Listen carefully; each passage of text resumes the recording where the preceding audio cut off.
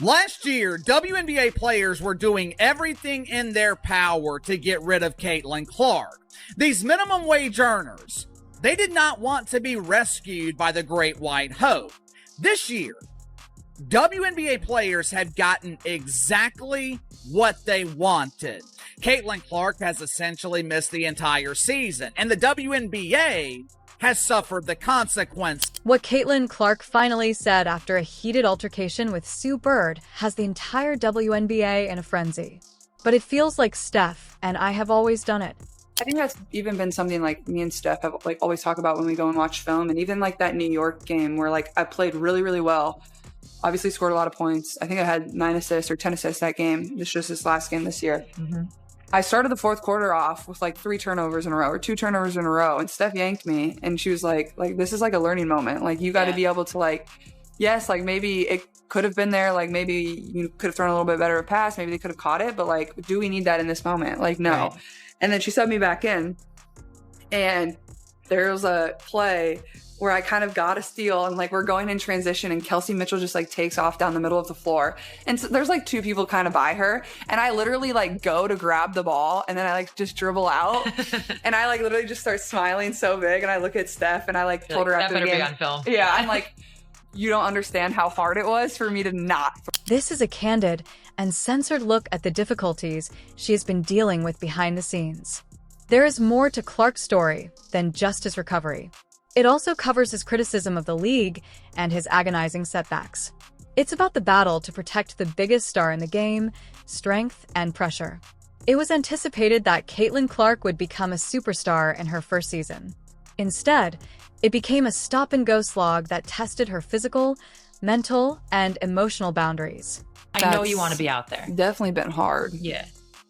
Well, like, I'm going to go to every road game no matter what, like whether I'm playing or not. Like, and it's hard because obviously I do feel this like responsibility of like being out there and playing and like, not that I like think there's like a fear of any of this ever going away. Like that doesn't happen when like LeBron or Steph get hurt. Like they're always going to be there. No, like, you know, yeah, exactly. She was sidelined before she could even discover her rhythm. Caitlin Clark will miss at least 2 weeks with a left quad strain. Wednesday's game at the Mystics will be the first game she's ever missed, college or pro here. She missed work from May 28th to June 10th because of the injury.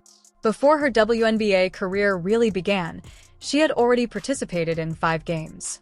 She fought her way back, playing brilliantly, and felt confident until the next setback. Due to a left groin injury, she missed 4 more games during the regular season. Unfortunately, Caitlin Clark will miss her 2nd straight game. Unfortunately, Caitlin Clark will miss her 2nd straight game due to a left groin injury. Clark missed last night's game against the Los Angeles Sparks in Cambridge Fieldhouse with the same issue.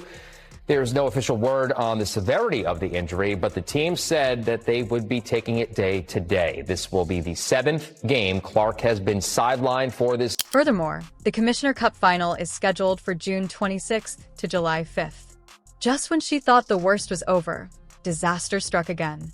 I hurt my right groin this time on July 15th. This morning, ESPN reported a fresh development. This morning, ESPN is reporting that Caitlin Clark has injured her groin for the 2nd time this season. Clark left last night's game in the final minute, holding back tears after grabbing at her leg. She just returned back to WNBA action after missing 9 games for 2 other leg injuries. Despite the apparent injury, Clark racked up 14 points and made 4 of 14 shots. That was the turning point, the fortitude, the optimism, and the belief that she could keep going. Every single thing was tested. Clark claims that the mental toll was unheard of in her experience. In college, she has never missed a game due to an injury. She was thrust into Game 30 without the benefit of a training camp, though, and had to rely on a body that kept failing her. You do want to play. Like, you want to give people something to cheer about or scream about, or, you know, people spend so much time and money and resources to come and watch you play. And it's been cool to, like, see people continue to show up. And, like, for my teammates, whether they're, like, fans of the Fever or just fans of myself, like, they're continuing to show up and support. And, like, every return was accompanied by the same concern. Would it happen again? The body wasn't the only place that felt uncomfortable. Clark knew full well how her absence would affect the WNBA. When she played, The Indiana Fever lost 8-5. Without her, they were a complete mess. The number of attendees dropped. The number of TV watchers fell. On May 17th, a massive 2.5 million people watched an ABC game against the Chicago Sky without Clark. Their 1.5 million barely made contact with the earth. When you know that the league's numbers suffer without you, the question is, how do you find the patience to bounce back? Was one that Sue Bird chose not to avoid. Viewership and ticket sales are like up across the WNBA, and then and they're also, when you don't play, there's a dip, like a substantial dip. So how do does it impact your patience? You know what I mean? Like, you're coming back from this injury and you know this, everybody knows this, that when you play that changes. Yeah. I guess the better question is, how are you managing it so it doesn't impact your patience? Clark's answer was informative. After her most recent injury, she disclosed the text message her mother had sent. "You've been with the others for a long time. It's time for you to look for yourself." I think early on with the first couple injuries, I was like, oh, I need to get back.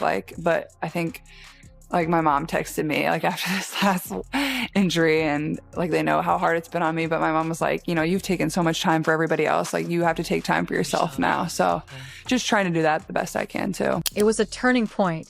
For the first time, she made the decision to put her health before the demands of the league, the supporters, and even her own competitive inclinations. But then came the moment that really ignited the internet. Sue Bird asked about her sideline coaching during her injury. Clark delivered the phrase that would be heard 1,000 times with a cunning smirk. "I'd be an excellent referee. There would be no unanswered calls. However, I believe I would make an excellent referee. As though I wouldn't miss the call. Referee in the backseat." It was nuanced, sharp, and completely detrimental to the league's standing as an officiating organization. This wasn't just a grumpy rookie having a bad night. This was the WNBA's best-selling ticket on national platforms that questioned the authenticity of the game. I feel like I would be a really good ref, though, from the side. Yeah. I wouldn't miss the call. Backseat ref. The response was immediate. Players from all throughout the league sent her encouraging notes. "You just said out loud what we've been yelling in locker rooms for years," retorted a veteran. "Fix the whistle" was a popular hashtag, and Clark was correct. Fans began tagging her name whenever a questionable call happened in another game. At the league office, executives were separated. She was to be taken away by others who advised her to keep her thoughts to herself. Others warned that trying to quiet her would only backfire. All of this had a deeper significance, which made her comments more powerful. In Caitlin Clark's case, the opposition wasn't just defending herself vigorously. They were making far more physical contact than is usual, trapping her on every possession and providing continuous full-court pressure. The WNBA was a completely different world from her college days, when she felt safer. It wasn't random either. A pattern will emerge if you watch enough tape. Teams were clearly wearing her down, one possession at a time. Clark admitted that she had never been subjected to the severity of the beating that injured her. This year, groin quad once again. They all act as a reminder of the actual expense. It also raised an uncomfortable question. Was there a purposeful plan to use up the league's biggest draw, or was this just a basketball game? When Clark returned to the court, it was more than just a game. It was a conflict. The arena was buzzing with enthusiasm. Every whistle, or lack thereof, elicited a reaction from the crowd. Then it happened. She drove aggressively to the rim and made obvious contact early in the game, but no foul was called. The fans started drinking. Cameras zeroed in on Clark's face during her interview in the suburbs, capturing her smirk. This time, it was especially aimed at the officials. Halfway through the second quarter, she tried to make a three-pointer, but was fouled. The whistle blew, and the arena burst. She glanced at the baseline referee, nodded slowly, and mouthed the line that fans would spend hours lip-reading online.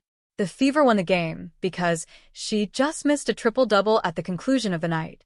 But the story wasn't fully revealed by the box score. It was in the message. Caitlin Clark was no longer alarmed by the whistle. The game was followed by days of debate. Some pundits claimed that she had won and won the respect of the officials. The league, according to some, was going over and beyond to show that they would not be persuaded. Former athletes expressed their opinions as well. She is praised for her bravery in protecting the game. Others cautioned that it was dangerous to question official authority. But despite the attention, Clark remained calm. During her press conference after the game, she just said, "I just play the game. The others can talk about the rest." So, what are your thoughts? Is this a typical part of the game, or does the WNBA need to step in to protect its players? Post a comment in the section below. Additionally, if you're still watching, mention Caitlin Clark's injuries in a remark.